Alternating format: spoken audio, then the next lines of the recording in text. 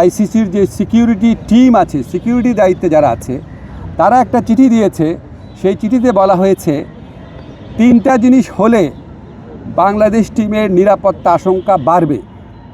একটা হচ্ছে বাংলাদেশ টিমে যদি মুস্তাফিজ অন্তর্ভুক্ত হয়। 2 হচ্ছে বাংলাদেশ যে দলের যে সমর্থকরা আছে ওনারা যদি বাংলাদেশের জাতীয় যে জার্সি আছে, আমাদের ন্যাশনাল জার্সি আছে, এটা পরে যদি ঘোরাফেরা করে। আর 3rd হচ্ছে ইলেকশন যত এগিয়ে আসবে তত নাকি বাংলাদেশ দলের নিরাপত্তা আশঙ্কা বৃদ্ধি পাবে। তো আইসিসি সিকিউরিটি টিমের এই বক্তব্য সন্দেহাতীতভাবে প্রমাণ করেছে যে ভারতে বাংলাদেশ ক্রিকেট টিমের T20 বিশ্বকাপ খেলার কোনো রকম পরিস্থিতি নাই।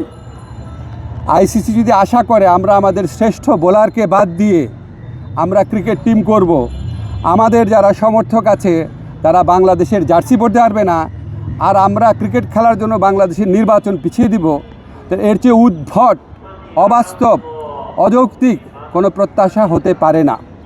আমরা মনে করি ভারতে যে উগ্র সাম্প্রদায়িক পরিস্থিতি বিরাজ করছে এবং বাংলাদেশ বিদ্বেষী যে পরিবেশ বিরাজ করছে, বিশেষ করে গত 16 মাস ধরে বাংলাদেশ বিদ্বেষী যে অব্যাহত ক্যাম্পেইন চলেছে, এটার প্রেক্ষিতে বাংলাদেশের পক্ষে ভারতে ক্রিকেট খেলা অসম্ভব ব্যাপারে পরিণত হয়েছে।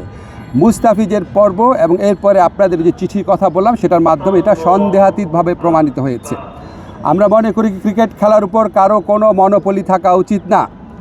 বাজার ব্যবস্থাপনার ভিত্তিতে একটা খেলার সম্পূর্ণ বা একটা টুর্নামেন্টের ভাগ্য নির্ধারিত হতে পারে না।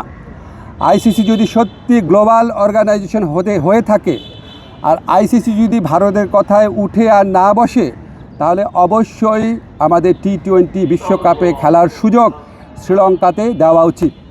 এই প্রশ্নে আমরা কোনো রকম নতি স্বীকার করব না।